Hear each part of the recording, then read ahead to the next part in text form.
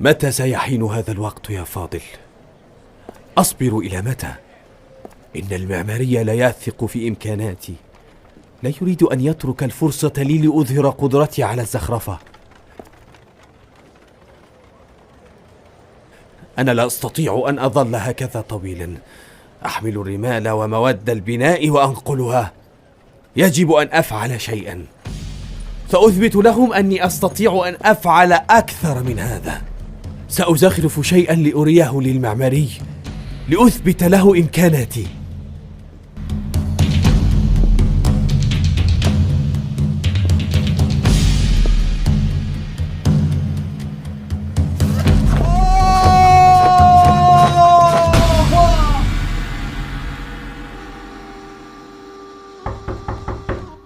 من بالباب؟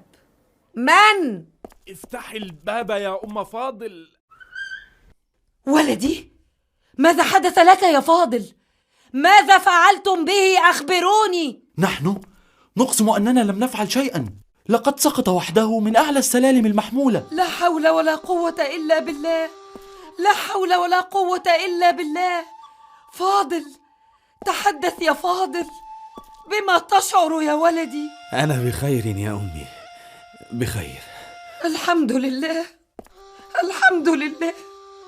كدت أفقد عقلي عليك يا ولدي، لما فعلت هذا؟ تمنيت لو أزخرف شيئا بجدران الأزهر يا أمي، مثلما فعل جدي الأكبر أبو القاسم. فتعرض نفسك لخطر كهذا يا فاضل؟ أنا آسف يا أمي، لن أقدم على أمر كهذا مرة أخرى إلا أن أكون مؤهلا له تماما. سأصبر وأنتظر الوقت المناسب. لم ينجح الأمر يا بدر الدين. هل فشل إدريس في التشاور مع القراني؟ وكاد يفقد حياته ثمنا لتلك المناظرة. هذا الرجل وأتباعه لا يجادلون الحجة بالحجة، بل تسبقهم ألسنتهم وأيديهم إلى الباطل. لا حول ولا قوة إلا بالله. يسلكون طريق العنف والفوضى إذن. نعم، ولا طائل من محاولة ردهم إلى الحق بالحوار. فماذا ترى إذن يا حلي؟ لا أرى حلا إلا أن تتم السيطرة عليهم بالقوة، والآن قبل أن يفسدوا عقول الناس وتدمر فتنتهم أركان هذا البلد. لكن الأزمات المتلاحقة على السلطنة منذ تولي السلطان بيبرس لا تسمح لنا أن نفتح جبهة أخرى للصراع. وهل سعينا نحن لذلك الصراع يا بدر الدين؟ إنه يفرض علينا فرضا. لكن لا نريد أن نثير غضب الناس، سيظنون أننا نسكت من يخالفنا، فندخل في صراع مع المصريين وليس مع أتباع هذا المخبول فقط. الأمر يحتاج إذن للروية والحذر، وستكشف الأيام القادمة ما سيصير إليه هذا الأمر الشائك. الأمر جد خطير يا قاضي القضاة. الفتنة التي غرسها القراني بأفكاره المسمومة تنبت في عقول العديد من الناس. نار القراني ستحرقه قبل أن تحرقنا أيها المحتسب، ولكن جهالته تمنعه عن رؤية الأمر بوضوح. لا يهمنا ما يراه هذا المتطرف المخبول، إنما نرى أن نحمي الناس من تلك الفتنة، ولذلك جئتك اليوم لنفكر فيما سنفعله لمواجهة فكره الفاسد. نعم، سأرسل القضاة والوعاظ في جميع أقطار البلاد ليتحدثوا عن خطورة دعوة القراني ليحذروا الناس. وخطبة الجمعة إن لها تأثيرا كبيرا في الناس، لتكن لدعوة الناس لإعمال العقل والتدقيق فيما يسمعون وما يتداولونه بينهم من فكر دخيل مخرب. وكذلك حلقات الدرس في جميع المدارس العلمية بمختلف مذاهبها الفقهية ودروس القرآن وعلومه. نعم، يجب أن يكون الأمر على أوسع نطاق ممكن، وسنهزم هذا الفكر الفاسد الهدام بفكر سمح بناء بإذن الله. إن زيارتك لشرف كبير لي يا شيخ إدريس. شفاك الله وعافاك يا فاضل. أحزننا جميعا وساءنا ما حدث لك. أكرمك الله يا سيدي، وأرجو أن تتقبل أسفي، وكذلك السيد إبراهيم المعماري. لم يكن لي أن أخالف ما أمرني به وأصعد تلك السلالم المحمولة. لا عليك يا فاضل، المهم الآن أنك بخير، وقد طمأنني الطبيب على حالك كثيرا. مع بعض الراحة ستكون على أفضل حال وتعود إلى عملك سريعا. يحزنني ابتعادي عن العمل في الأزهر كثيرا يا شيخ إدريس. إنها مسألة وقت وستعود، وقد أوصاني الأمير الحلي أن أطمئن عليك، وأمر بأن يستمر أجرك اليومي كما هو إلى أن تعود فتكمل ما بدأت من عمل. حقا بارك الله للأمير الحلي وزاده من فضله وكرمه. هل تظن أيها المحتسب أن تلك التحركات سوف تساعد في إنهاء الفتنة؟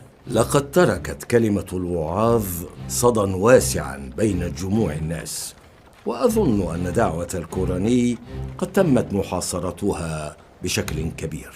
ولكنها لم تنتهي بعد، ربما حوصرت في جمع من تابعيه، ولكن الخطورة لا زالت قائمة وبقوة، فهم ليسوا بقلة. نعم، لقد بدأ التحرك متأخرا وكلنا نتحمل ذلك، ولكن لا تقلق يا أمير عز الدين، فالمصريون اعتادوا على أزمات كهذه. كنا نود أن تتغير الأحوال مع استقرار الحكم للسلطان بيبرس، وألا تؤثر أمور كتلك على حياة الناس. لقد علمت أن الأمير قلاوون يتابع الكوراني وأتباعه ويضعهم نصب عينيه تحسبا لأي تحرك عدواني. المهم ألا يسبقنا الكوراني بخطوة، ستكون العواقب غير محمودة. هذه الكتب لك يا فاضل، إنها هدية، تفضل. هدية لي أنا؟ كتب؟ لماذا يا شيخ إدريس؟ لتحول تلك المحنة البسيطة التي تمر بها إلى منحة، فهذا الوقت الذي تتعافى به قد يكون فرصة لتعلم شيء جديد. إنها كتب في الفقه الحنفي، لكن أنا بعيد كل البعد عن دروس العلم الآن. وها هي فرصتك، لعلك تستغلها. سأخبرك شيئا ربما تتعجب له يا فاضل. إن كثيرا من أهل العلم الخلصاء قد بدأوا رحلتهم مع العلم بطريقة غير مقصودة. كيف يدخل أحدهم طريق العلم بطريق الصدفة؟ وضعتهم الظروف في احتياج للتعرف إلى شيء جديد، ظروف كالتي تمر بها الآن، فبدأوا القراءة والمطالعة، فتغيرت حياتهم، فصار منهم الفقهاء والعلماء. لكن أظنني غير مؤهل الآن لشيء كهذا يا شيخ إدريس. لا أرى في نفسي ما يدعم تلك الفكرة. لا تحكم سريعا على نفسك يا فاضل، فربما لم تكتشفها بعد، وتحتاج لما يضيء لك الطريق لترى نفسك جيدا. ما الذي تريدني أن أفعله يا شيخ إدريس؟ أود أن أصل إلى حقيقة نفسي. اقرأ يا فاضل، اقرأ دون هدف محدد غير الاطلاع والتفكر، وستصل. سأعود لأطمئن عليك في يوم آخر وتناقشني فيما قرأت. هل اتفقنا؟ نعم، اتفقنا يا شيخ إدريس. يا أحبائي، لقد اقترب الوعد، اقترب ما كنا ننتظره جميعا. أخبرتكم من قبل أن لكل شيء ميقات محدد، وأن ما نصبو إليه باستعادة ملكنا ومجد مذهبنا المصلوب، كل هذا قد صار قاب قوسين. أحقا ما تقول يا سيدي؟ لقد اشتقنا لسماع تلك الكلمات طويلا. أحقا سنفعلها؟ بلى يا ولدي، لا يفصلنا عن الفتح إلا خطوة واحدة.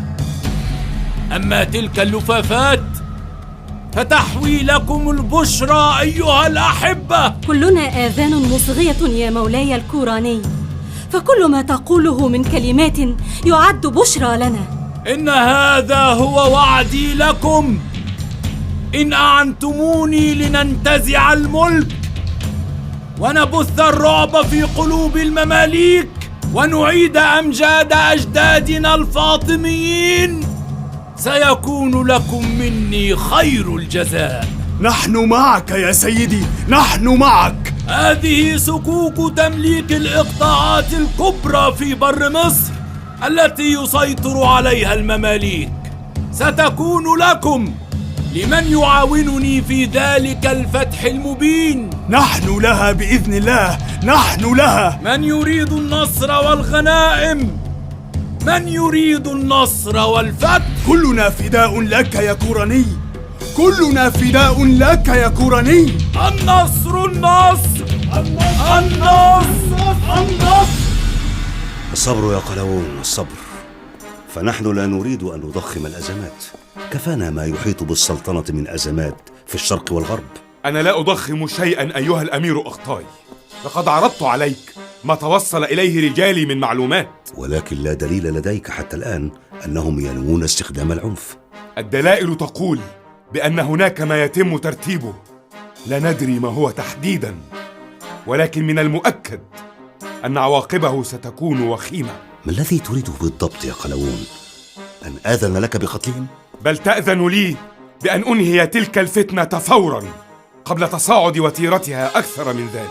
وتتحمل المسؤولية ساعتها أمام السلطان بعد أن يثور غضب الناس؟ إذن أقبض عليهم جميعا، إنه الحل الوحيد قبل أن تصعب السيطرة على الأمر برمته. حسن يا قلاوون، فلتجهز جندك وكن على أهبة الاستعداد، وتحرك حين أصدر الأمر، ولكن دون إراقة دماء. هل تفهم؟ كفانا دماء. أمرك أيها القائد. كنت أفكر في شيء يا محي الدين أظنه سيعجبك، ووددت لو أنفذه. أخبرني إياه يا مولاي، وسينفذ بإذن الله على أكمل وجه. أود أن أقيم مكتبة بهية ضخمة بدمشق، مكتبة لها من الفخامة ما يفوق مثيلاتها في جميع الأقطار.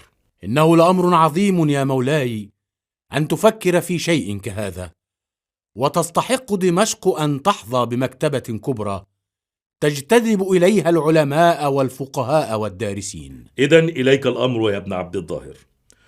أريد لدمشق أن تتزين بتلك المكتبة، أن تحوي الآلاف من المجلدات والكتب في كافة العلوم لتدعم حضارة الشام وتعيدها إلى الصدارة. أمر عظيم أن تفكر في بناء الحضارة ولبها، ألا وهي الكتب والتراجم، في نفس الوقت الذي تفكر فيه في حمايتها وإقامة أمنها. مولاي السلطان بيبرس. ماذا حدث يا قلاوون؟ ماذا حدث؟ الكوراني وأتباعه فعلوا ما خشيت، بادروا بالعنف والتخريب، نزلوا إلى شوارع القاهرة وسرقوا مخازن الأسلحة بالسيوفية. إنهم يدمرون وينهبون كل شيء تطاله أيديهم. اهرب يا رجل! من هؤلاء؟ إنه الكوراني ورجاله. ماذا هناك؟ إنهم يدمرون السوق. إنه الكوراني ورجاله.